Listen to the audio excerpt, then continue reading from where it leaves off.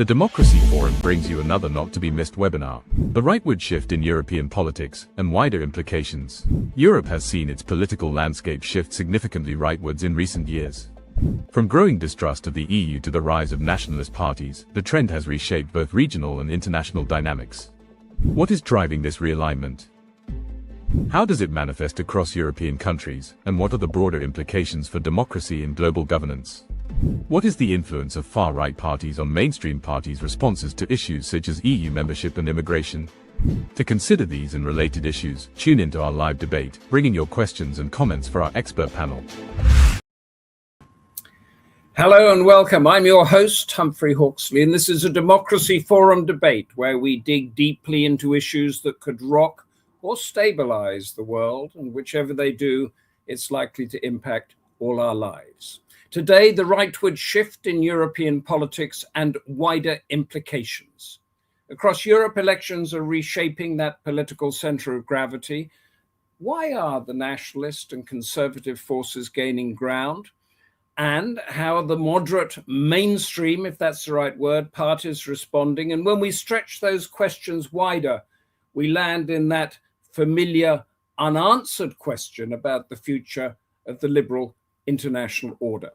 To give us answers, we have a superb panel: Stephanie Luke, Victor Mallet, Roberto Foa, and with us throughout is the Democracy Forum chair, member of the British Parliament and the ruling party, Barry Gardiner, a veteran frontliner of Europe's electoral swings. And before all of that, I'm delighted to ask the Democracy Forum president, Lord Charles Bruce, to lay out the background and the canvas of our discussion. Lord Bruce, the floor is yours. Good afternoon and welcome to our webinar, which investigates the rightward drift of political movements in Europe and the consequence for its harmony, internal solidarity and external relations. I'm grateful to the team at TDF for taking this opportunity to expose such an important issue and for assembling such a distinguished panel of contributors to share their perspectives and insights with us today. We look forward to their presentations and the discussion to follow under the moderation of Humphrey Hawksley.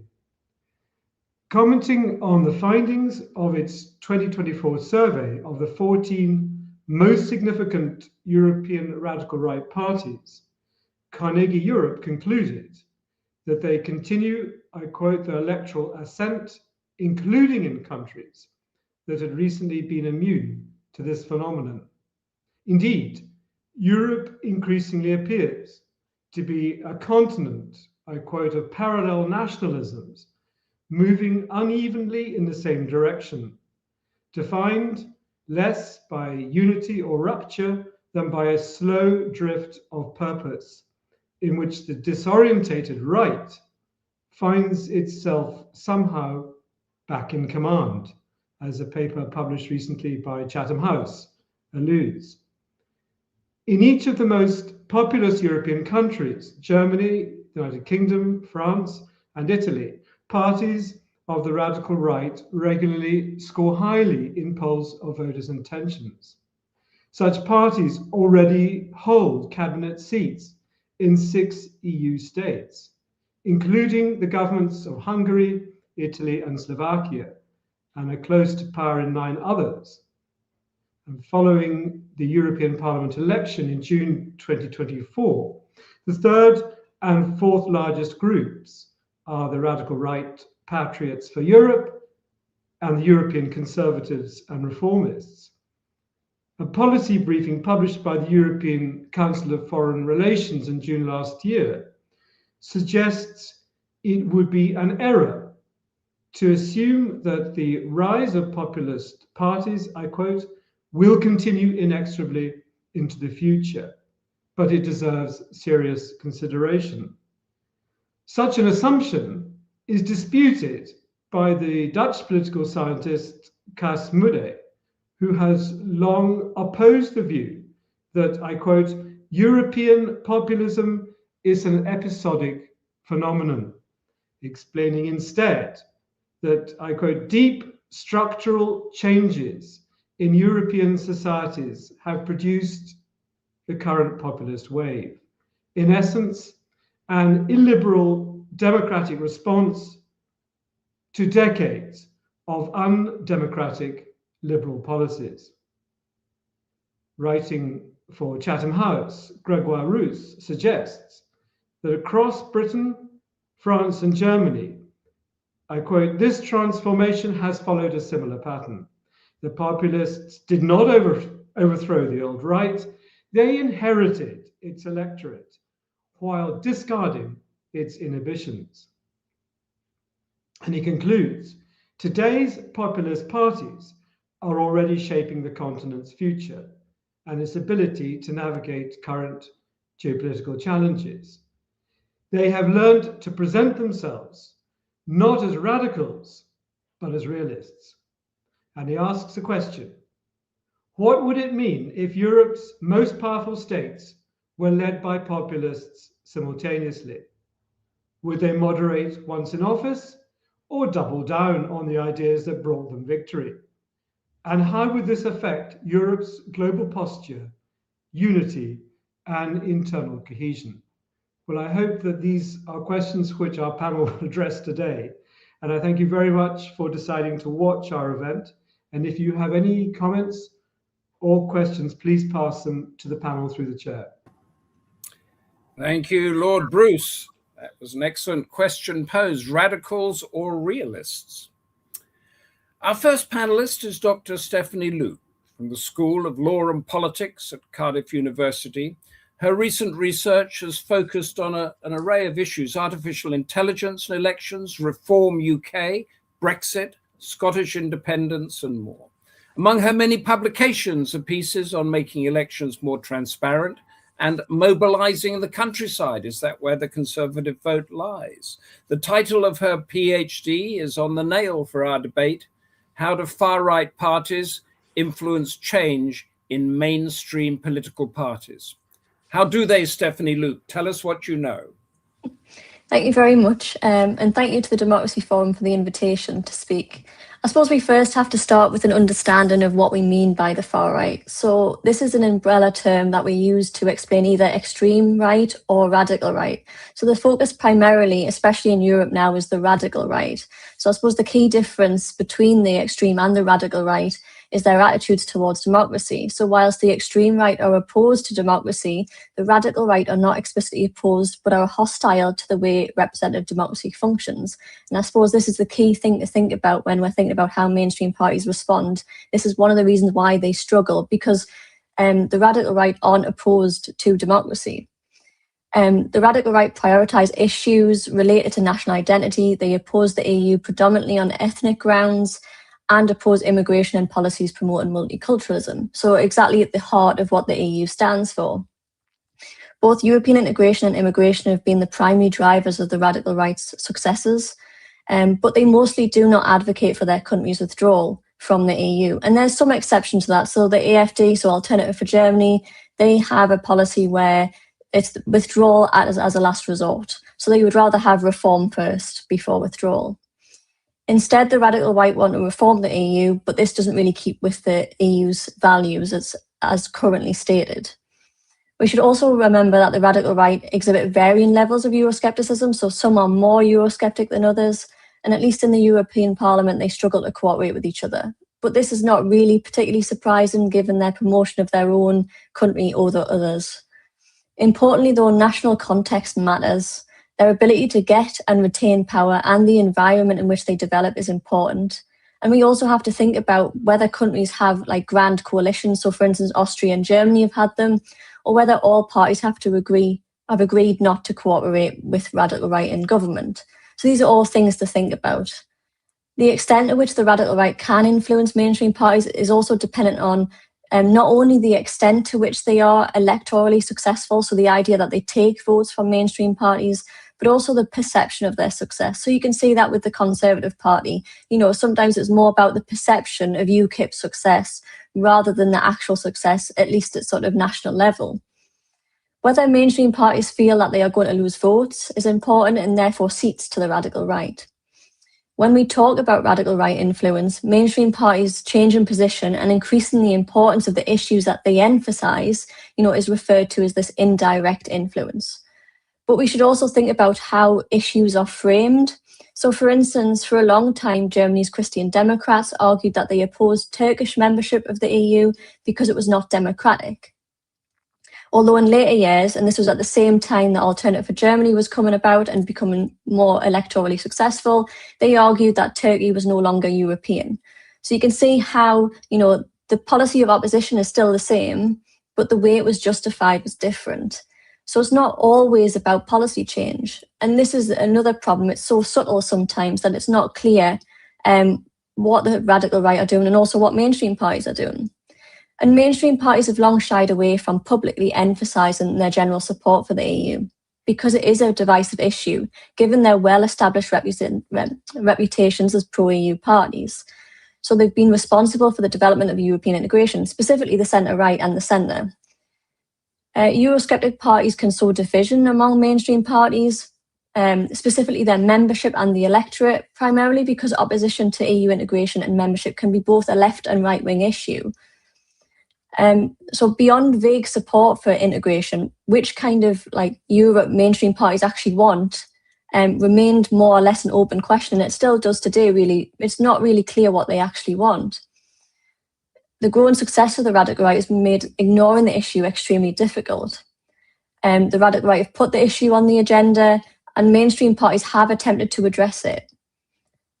Mainstream parties on the right have a particular problem in the sense that actually some of what the radical right stand for instance, in terms of opposition to the EU's Green Deal or aspects of it, are also shared by the mainstream right in Europe.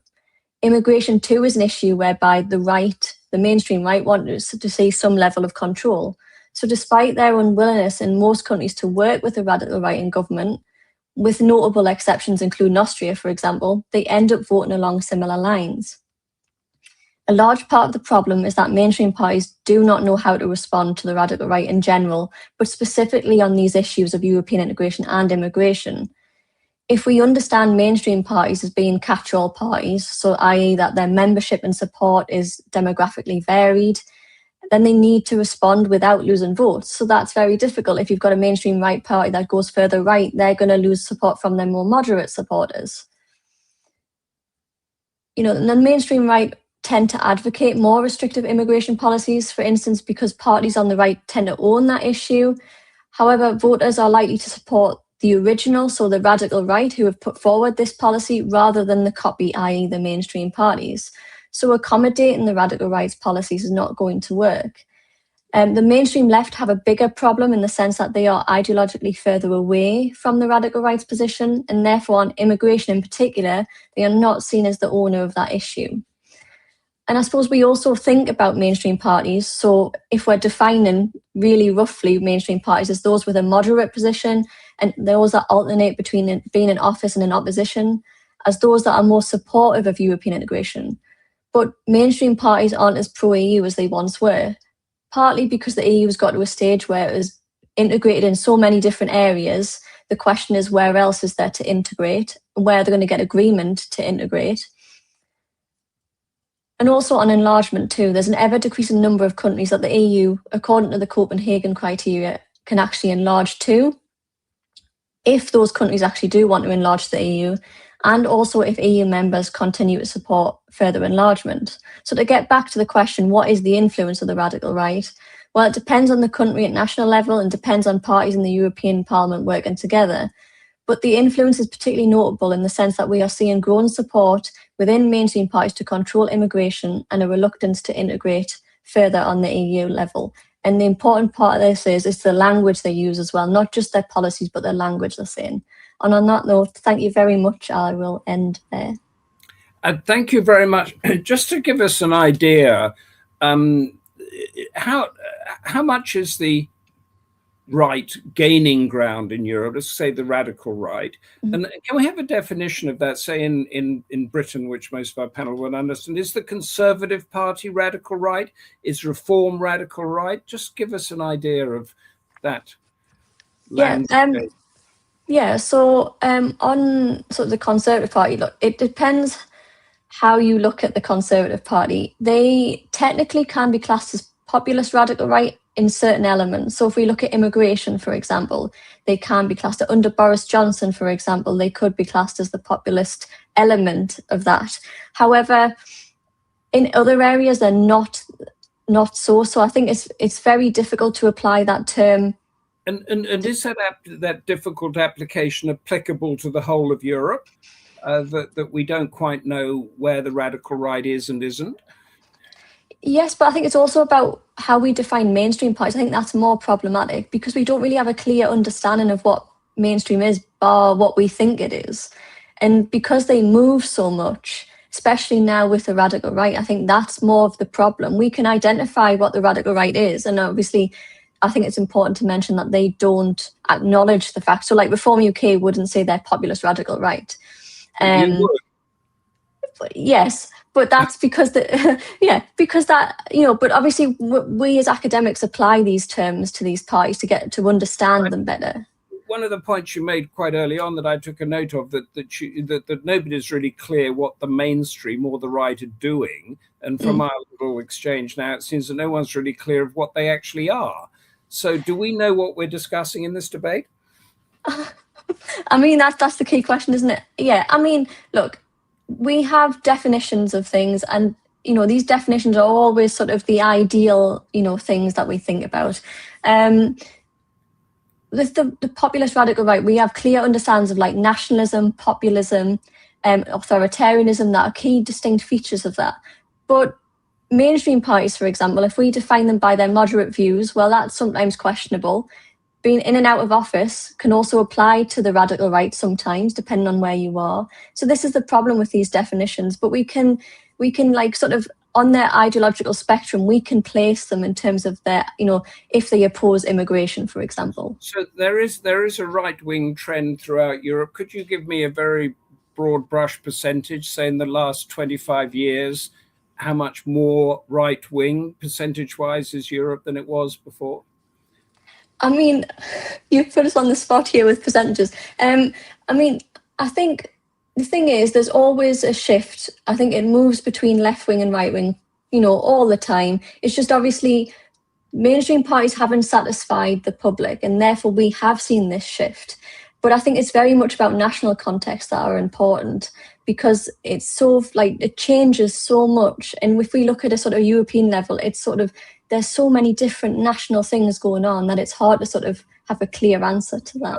Pin it down. We aim to pin it down by the end of the debate. I just want to put one question to you from Prashant Kumar that has come in. Why are young men increasingly drawn to the far right while young women remain more socially progressive? And what might this division mean for future social stability? It does sound like a PhD thesis, but give it to me in 30 seconds. I mean, so young men, obviously, the radical right, they're against sort of this notion of diversity and inclusion.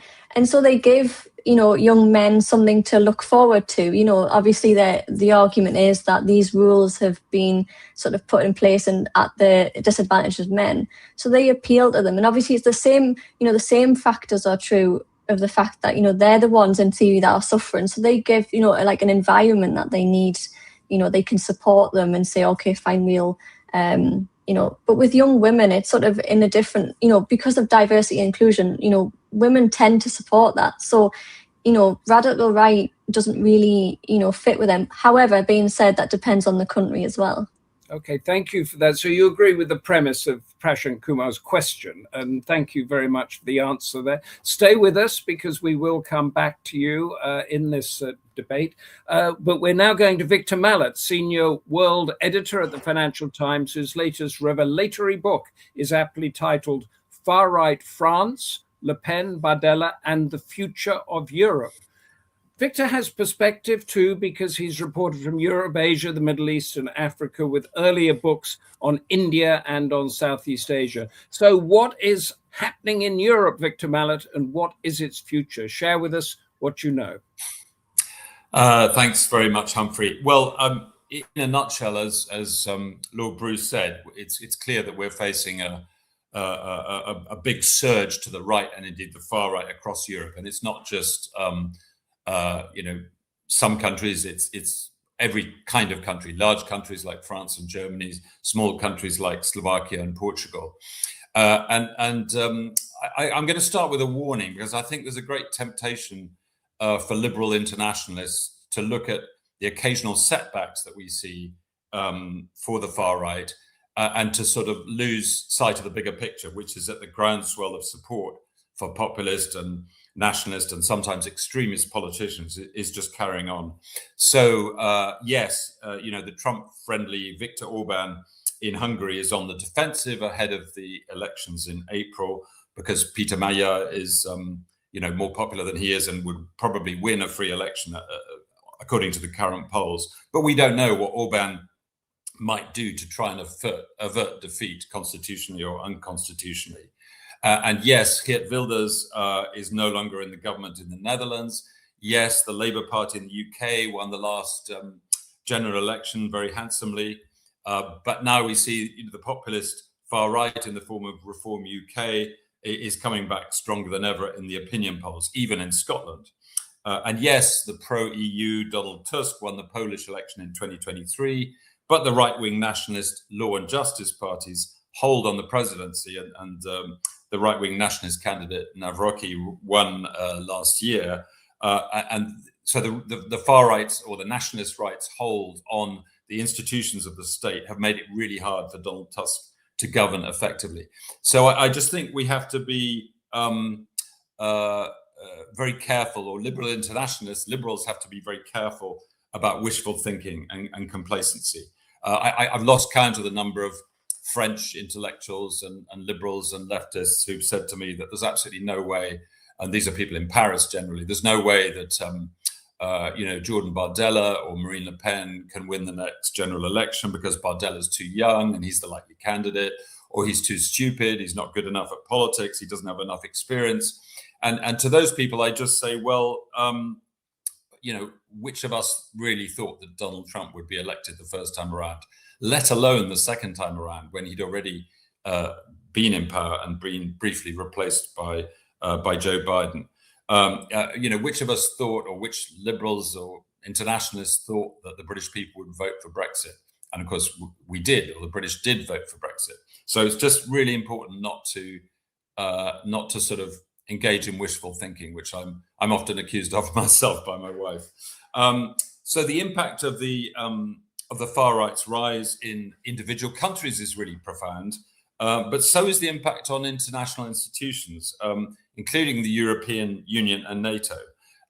And that's especially true if the two big countries that underpin the EU and NATO in continental Europe, that is France and Germany, end up being governed or partly governed by far-right parties. And this is really important because apart from perhaps Japan, Australia, and a few others, Europe is really now the only part of the world that pays any attention to international law, or the only superpower, if you like, that pays attention to international law and what used to be called the rules-based international order. Neither China, nor Russia, nor Trump's America show any respect for that at all. And that makes, for liberals at least, and internationalists, that makes preserving the EU's power as a champion of liberalism, a champion of democracy and human rights, and preserving NATO as a guardian of Western security all the more important. But again, it's important to realize that the undermining of these two institutions, NATO and the EU, is not a kind of danger that lies in the future. It's already actually happening. And most of us sort of know how Donald Trump has recently fundamentally weakened NATO by cozying up to Vladimir Putin, pouring scorn on his European allies, or his former European allies, and by sort of claiming Greenland. But I think a little bit less well known is how Europe's increasingly successful far-right parties have started to weaken the EU from within. For example, by teaming up with parts of the centre-right, and this is what your previous speaker was talking about, the mainstream parties, to weaken legislation, for example, on environmental and climate regulations that apply across the EU. So that is a real risk, if you like, for the sort of model of the EU that we've seen up to now, a sort of liberal internationalist model.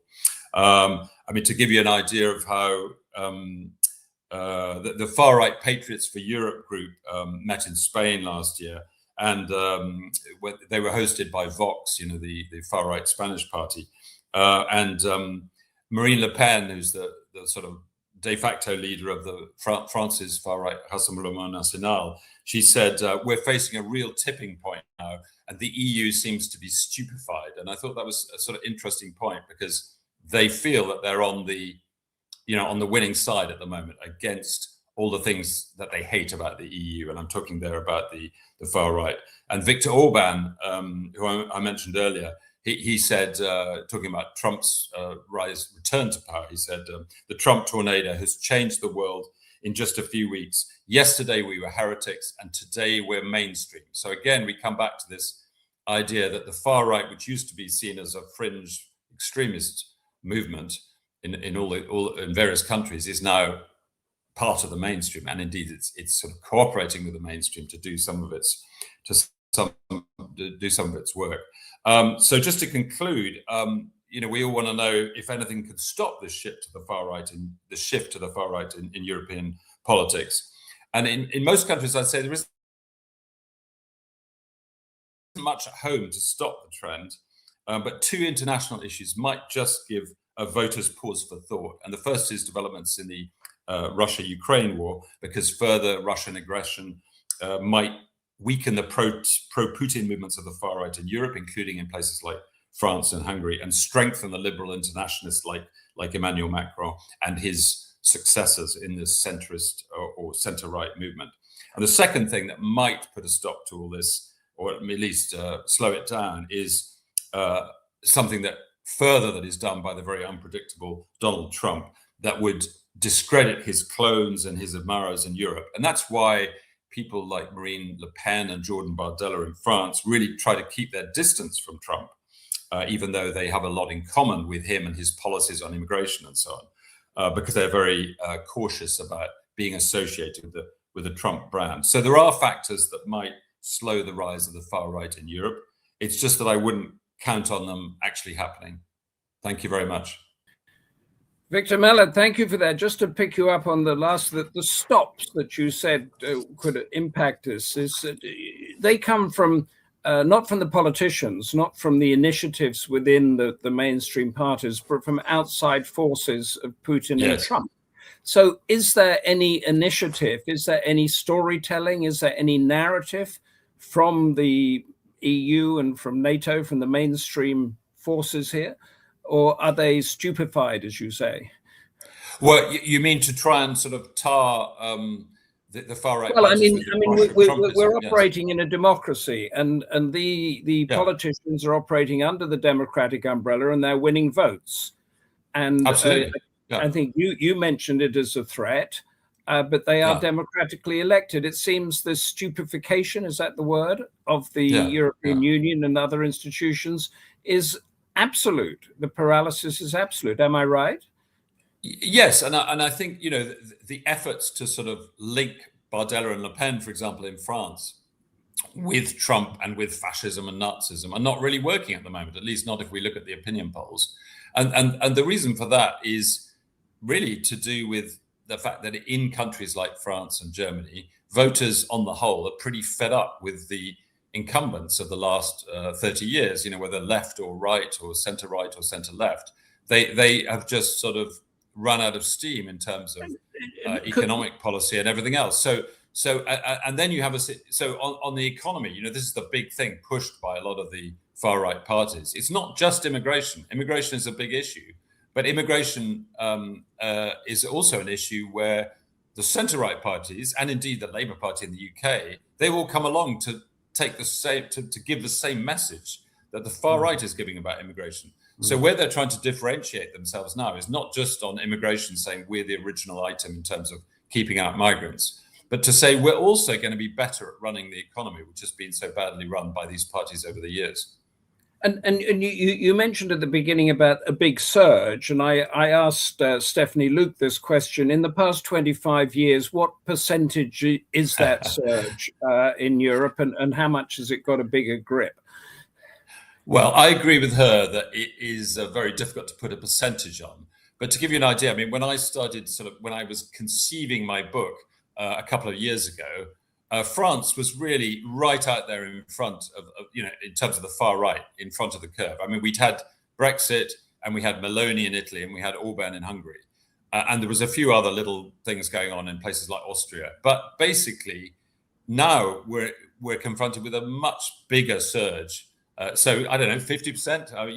It's obviously a meaningless percentage, but I mean, there's a lot more. I mean, Germany is probably the most significant change in a couple of years. We've seen the AfD going from really a fringe party to probably, around the most popular party in Germany, which is quite extraordinary. And it's not just confined to Eastern Germany. It's also popular in Western Germany. And how would you define here in Britain the Conservative Party and Reform? Are they both radical right?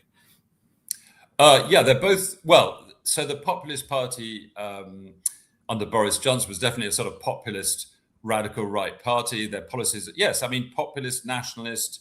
I think Reform UK is a far right party. There's no question about it. It's very interesting how British people find it very hard to give the labels to their own political parties that they give to foreign political parties. But, I mean, Donald Trump is clearly a far right authoritarian leader.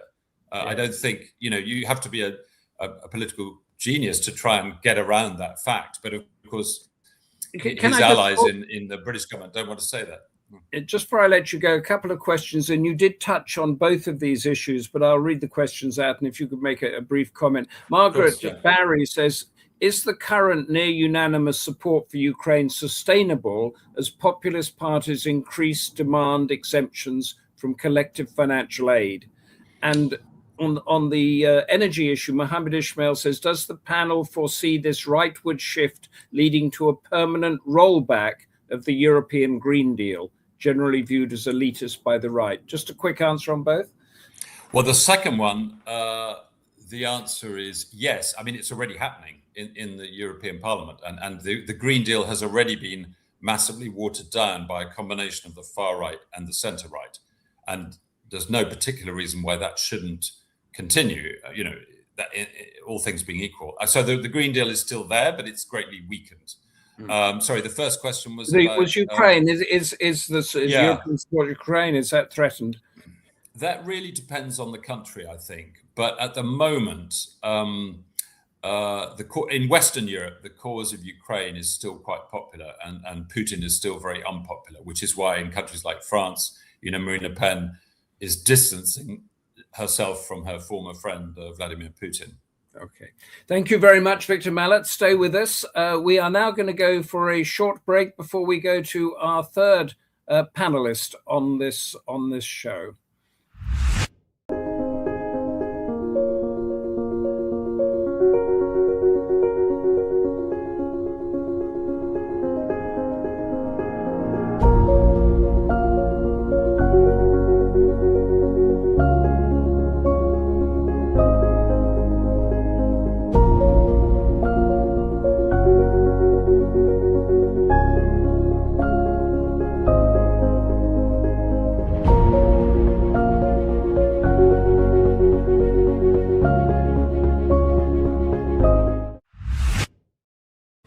Welcome back. And our third panelist is Dr. Roberto Foa, Associate Professor in Public Policy at the University of Cambridge and co-founder of the Centre for the Future of Democracy. Among his recent publications are A Rally for Democracy, Authoritarian Resurgence, Ukraine and Democratic Allegiance, and a telling piece, When Populists Rise, Economies Usually Fall. Well, Britain's finding that after the populist-driven Brexit, but what about the rest of the world and Europe? Our debate, the rightward shift in European politics and wider implications. Roberto Foa, give us your predictions. Sure. Thank you. Thanks for the introduction and the opportunity to join the panel today.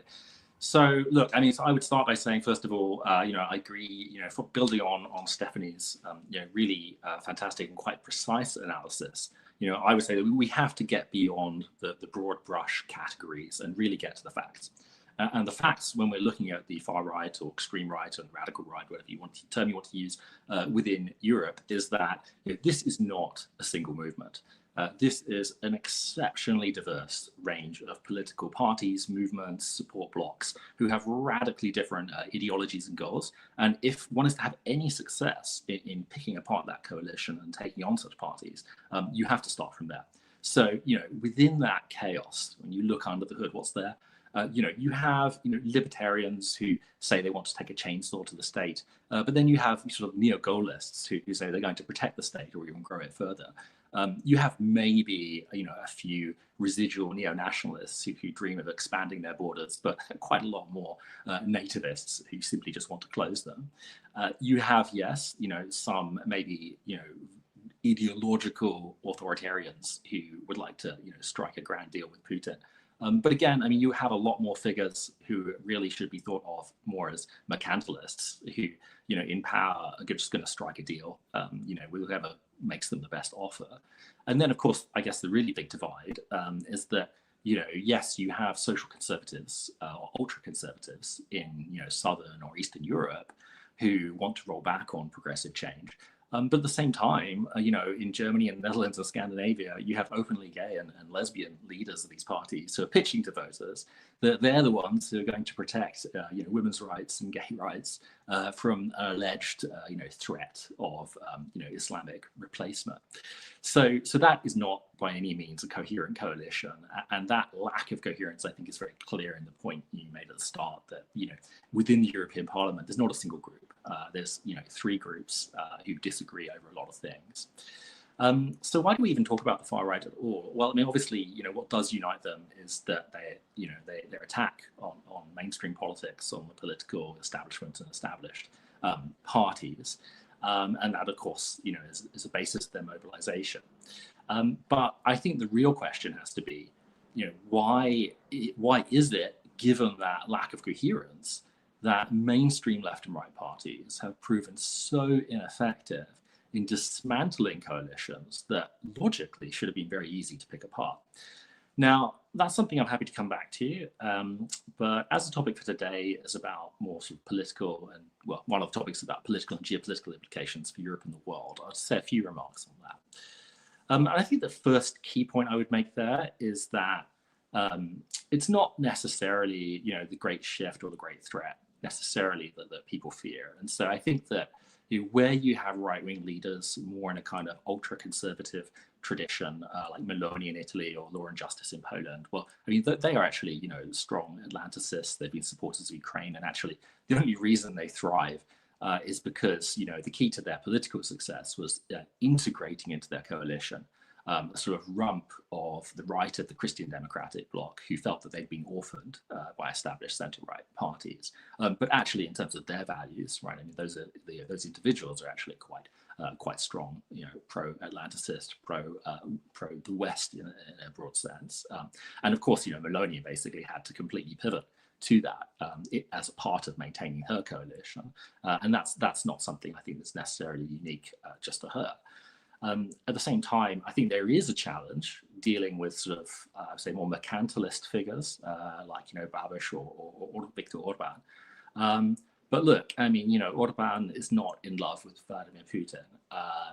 He really is, leveraging the European Council to get the best possible deal he can, I guess, so he can, further enrich his cronies at home. But that is in a sense his kind of super objective. It is not, there's not some kind of broader ideological, I think, kind of love going on there. So that's a challenge. But I would say, the way to think about that in terms of international relations is, well, that's a diplomatic challenge, right? So it's about figuring out what the new variable geometry looks like, which has always been the challenge in European politics, nothing new. Figuring out what that variable geometry looks like so that, at least over critical issues, you can still get a support coalition over the line on, support for Ukraine or democracy promotion abroad or whatever else it might be. And I think the idea that the rise of the European far right is going to pay dividends for Vladimir Putin, well, I think that's just completely wrong. As Victor pointed out, it's not a popular issue. It's a huge liability for Marine Le Pen to have had that association and for other leaders to as well. And that's just simply a reflection of European public opinion and how European public broadly feels. So if I could just return, I just kind of rounding off, I was to return to that question around, okay, given that, disparate nature of the far right, why is it that established parties have basically, allowed them to keep building and growing out their electoral coalition, rather than putting that process of, party formation and building, to a stop, or kind of establishing some kind of upper limit on the support that they could attain? I really think just a large part of that answer does come back to a sort of democratic disconnect in how mainstream political parties, political establishment, is really engaging with voters, and always constantly being blindsided on emerging issues as a result of that remoteness.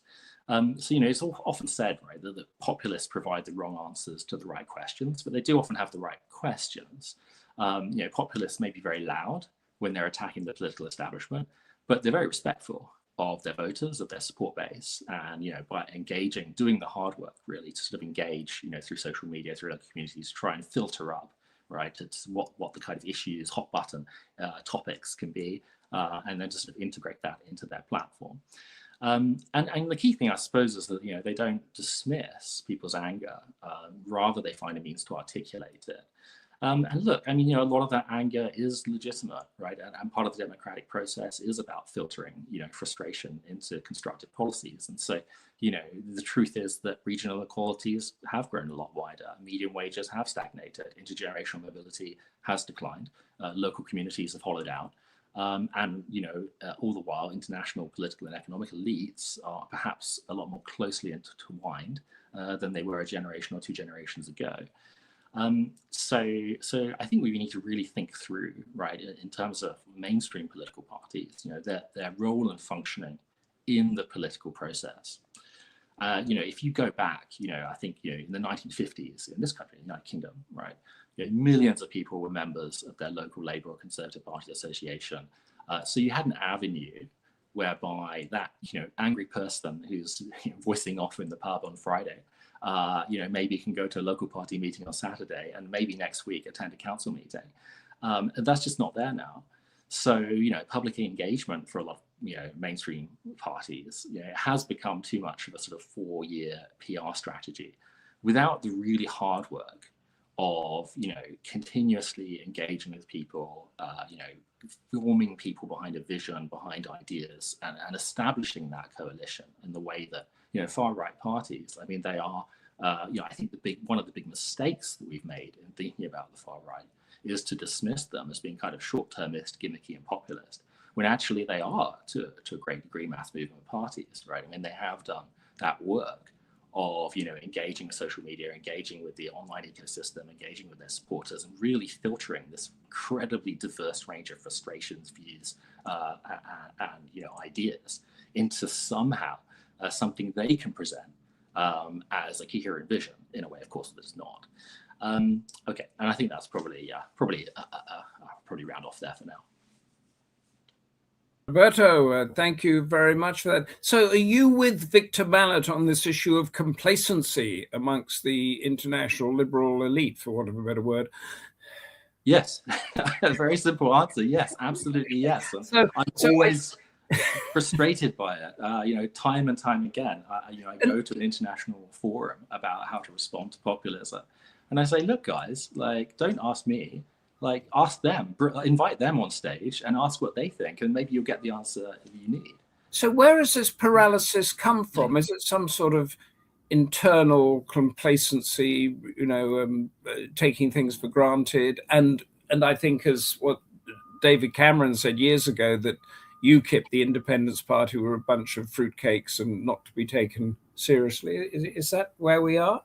Yes, absolutely. Because the mistake that we make, right, is we're looking to, and this is, just a fact, this is not how democratic politics should be. The mistake that we make is we look at what's on the surface, right, and dismiss it. We say, okay, well, that's racist, or that's misogynist, or that's whatever it is. And of course, yes, that's right. It is very often what is articulated is those things. But then we don't do the hard work of saying, okay, look, what's going on in that voter's mind, that constituent's mind, right? What's going on in their life that made endorsing that particular viewpoint, right, and expressing it, rather than demonizing them, and really having those long conversations. Because I think that once you start to have those conversations with people, then you start to realize that, okay, like, there's a broader set of underlying frustrations here that mainstream parties have failed to articulate, and therefore that is why people are latching onto, right, the only thing that's being presented to them as a way of articulating their anger. So can I just put to you something, whether this is the character of Europe, and how much is this, what's happening now, comparable to, say, the 16th century when Martin Luther pinned his theses to the Church of Wittenberg, complaining about the corrupt elite out of touch Catholic Church? Yeah, well, I think that's quite an analogy. But I think certainly the issue of, so there's certain things that we don't talk about that we should, right? So, we dismiss too many things as conspiracy theories when actually, nobody can look at the Epstein files right now and say that there wasn't really a conspiracy going on. We dismiss far too much the issue around corruption and integrity in public life.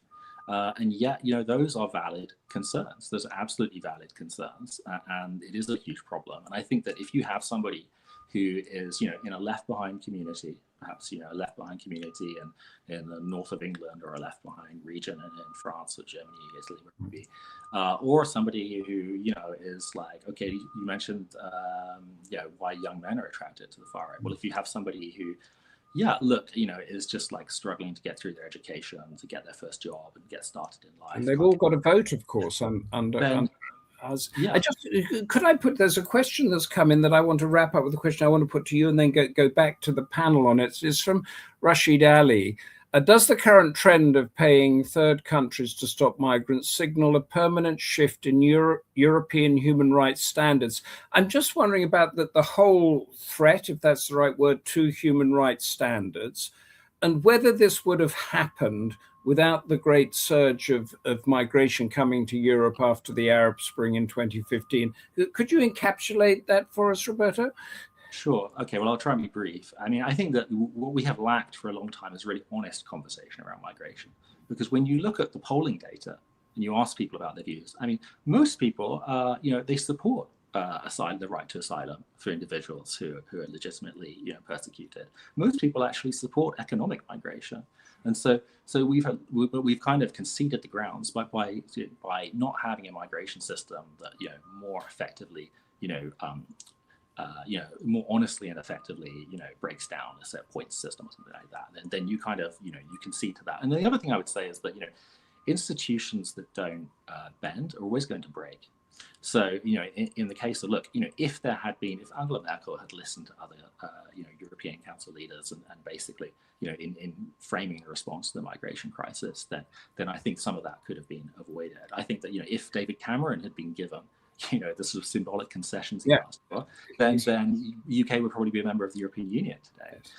If Greece had been given, the same, even half of the support we provide to Ukraine in response for implementing structural adjustment, anti-corruption, and so on, then 2015 referendum would never have happened.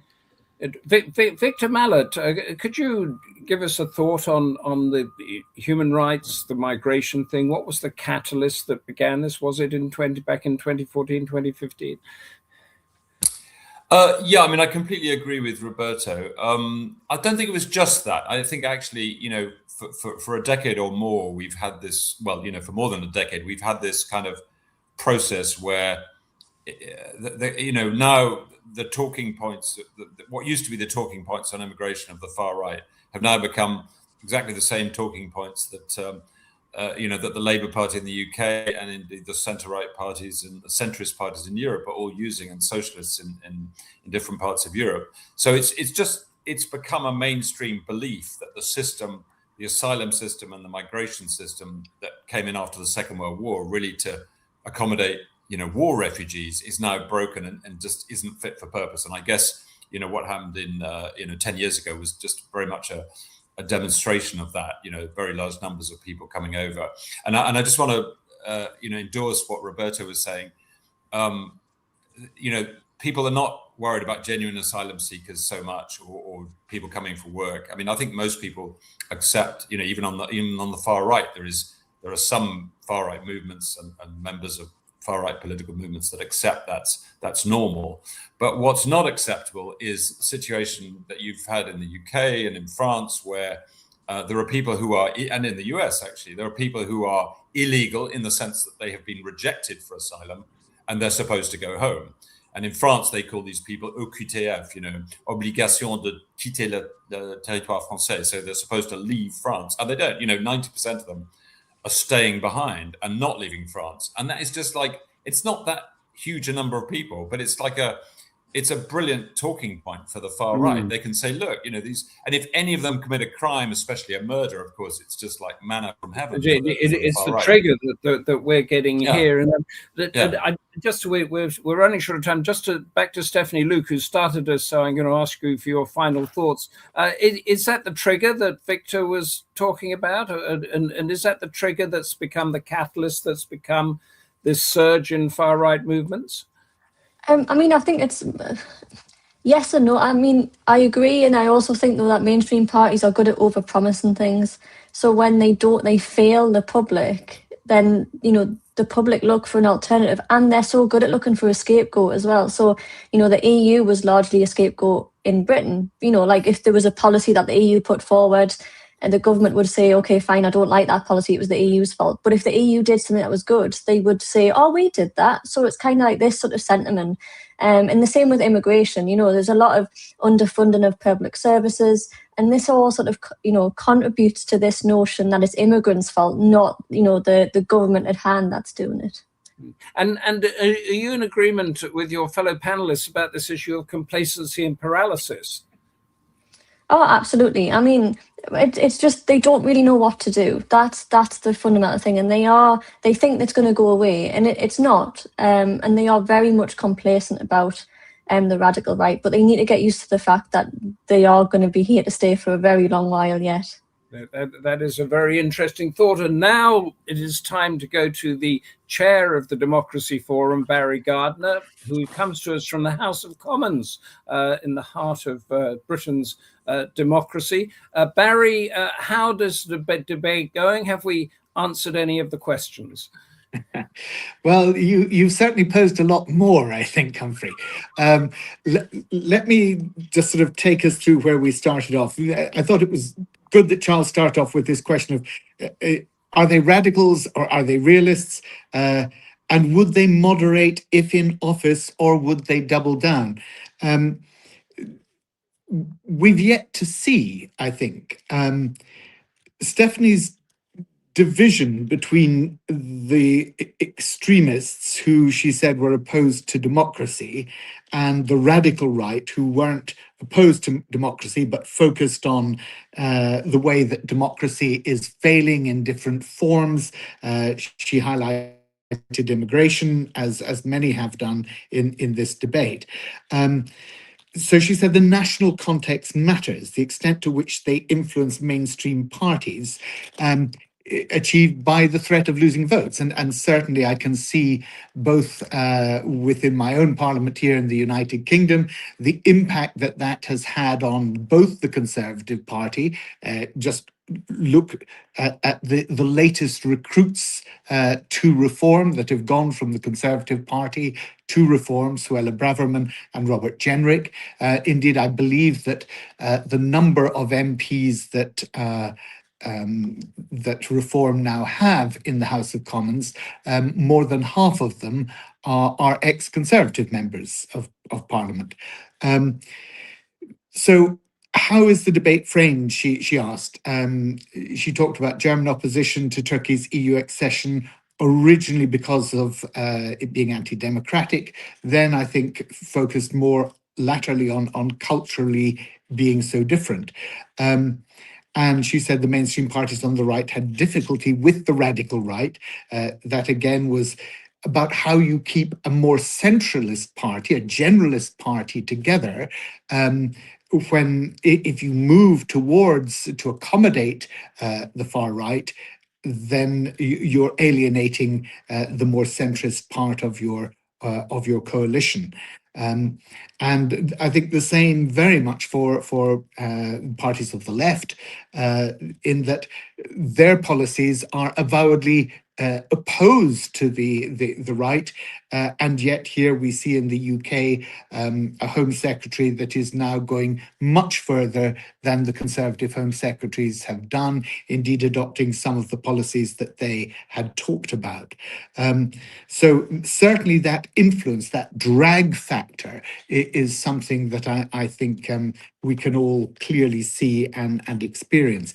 I thought Prashant Kumar's question that he posed when Stephanie was talking was interesting about why were men more drawn to the right than perhaps women were, and really touched on the whole issue of wokery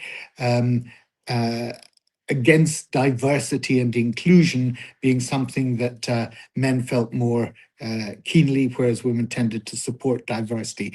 I certainly think there are elements there that do need explored, because there is this, well, some people call it toxic masculinity, but that toxic masculinity seems to find itself as a standard bearer for the far right.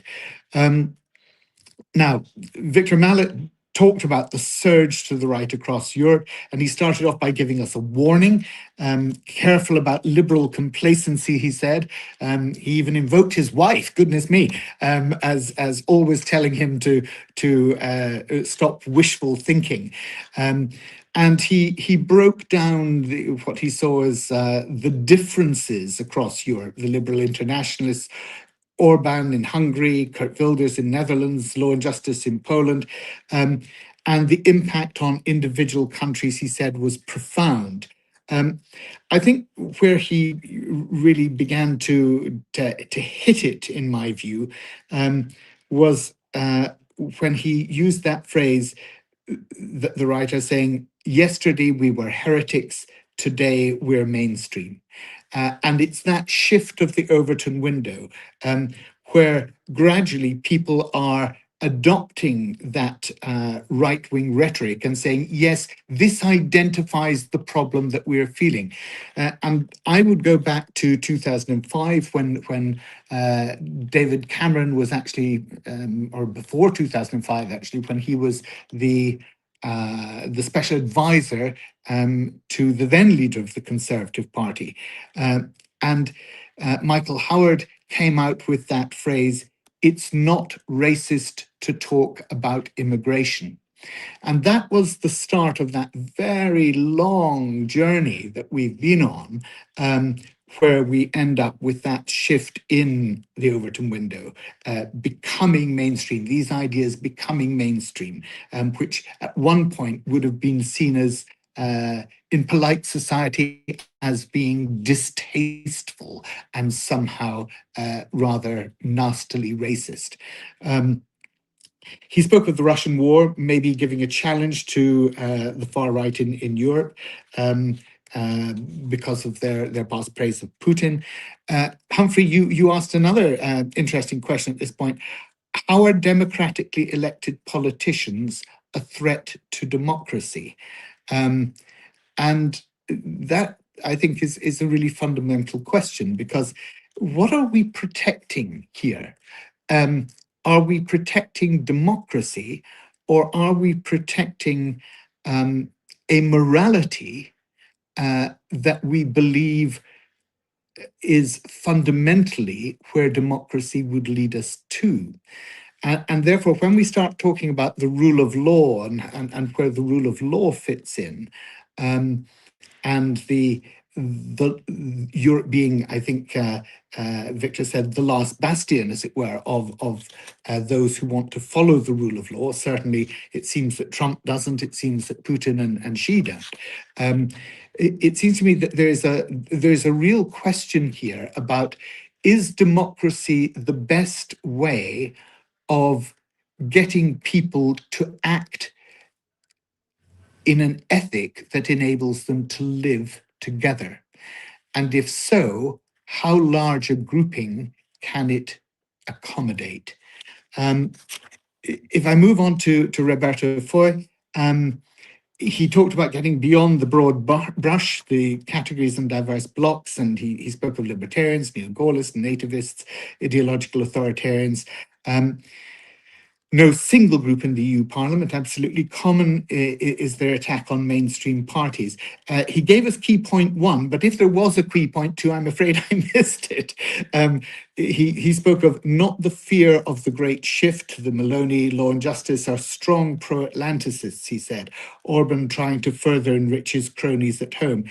And given the disparate nature, why has the mainstream not stopped the failure to engage? Again, it seemed to crystallize to me when he talked about articulation of anger and their ability to filter it. The populists, he said, are often said to have the wrong answers to the right questions. And I think here we need to examine what he said about the elites being intertwined. I think if you look back 60 or 70 years to the politicians, certainly in the UK, there was a clear, visible difference between people like Ernie Bevan, Nye Bevan, even Harold Wilson. They didn't look like, they didn't sound like, they didn't act like Anthony Eden and Harold Macmillan. But today, most politicians, certainly in the UK, do look as if they're part of an elite. There isn't that same clear class difference in politicians. And it's this sense, I think, that sometimes politicians have seen themselves, whether it's at a local council, as representing what the council is doing to the public, rather than what the public is feeling to the council, to the bureaucracy. And I think it's the same in many societies, that people feel that the politicians are telling them why they ought to be happy with what the politicians are doing, instead of picking up what the people are saying about how unhappy they are, how they feel their wages have gone down, as Roberto was saying. And very often it's the richest people in society telling the poor that the reason you're poor is because there are these other people who are even poorer than you. They're stealing your jobs. Now we have this new slur that they're raping your women. And this is this whole way in which the rich are explaining to the poor why they feel that things are not right and are not working for them. And in that sort of situation, you can understand why right-wing rhetoric is so popular. It is providing people with an answer. It's the wrong answer. But what mainstream politicians have so far failed to do is to articulate a clear response to that, and to show that there is a better way of addressing the fundamental problems that is finding expression through the populist right. Barry, thank you for that. Before I let you go, because of where you actually are, we've been talking about the right, and we've tried to define the Conservative Party and reform and everything, but at the present, the ruling Labour Party is tearing itself apart, looking at new leaders and new policies barely a year after the election.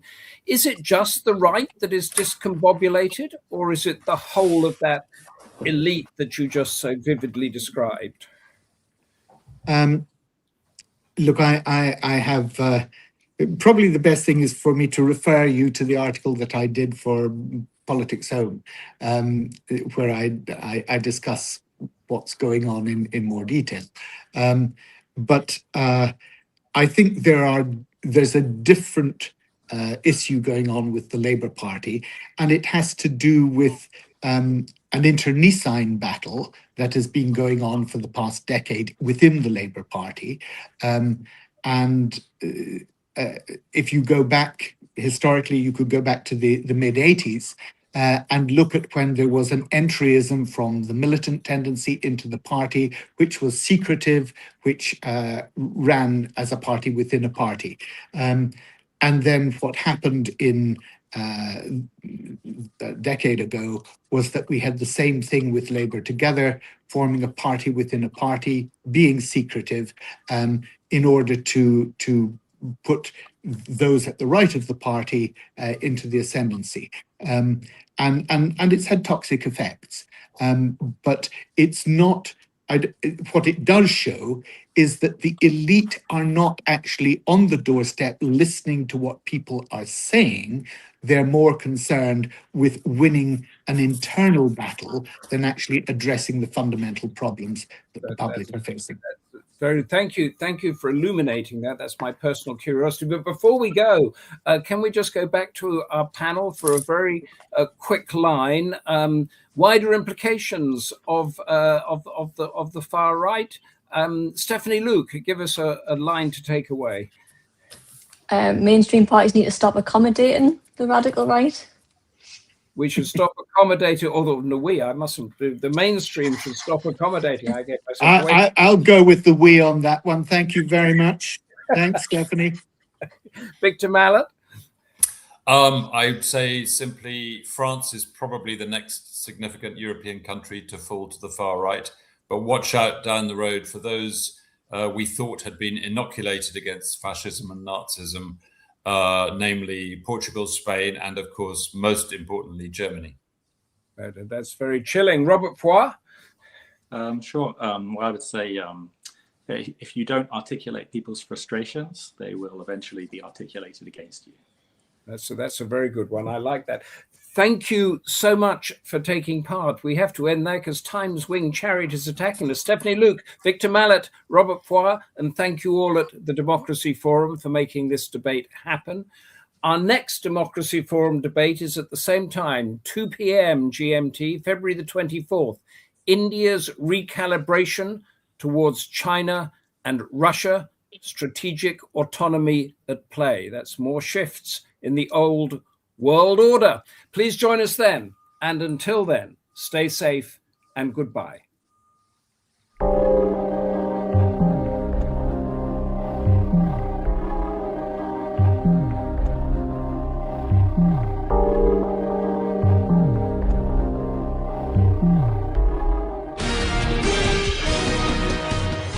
The Democracy Forum is a not-for-profit organisation founded in 2009 under the patronage of Baroness Nicholson of Winterbourne. Its principal goal was to work for the furtherance of democracy, peace and the rule of law in order to counter religious fundamentalism and intolerance in our global communities. In an increasingly fractured world, this goal continues to be the driving force behind all of the Forum's activities. Lord Charles Bruce is the current president of the Forum. Since its inception, the Forum has hosted and co-hosted seminars on a wide variety of topics relating to democracy and human rights across the world. The Democracy Forum encourages academics, students, journalists and other socially and politically conscious people to attend our seminars and to participate in the question and answer session. Details are available on our website, thedemocracyforumlimited.com.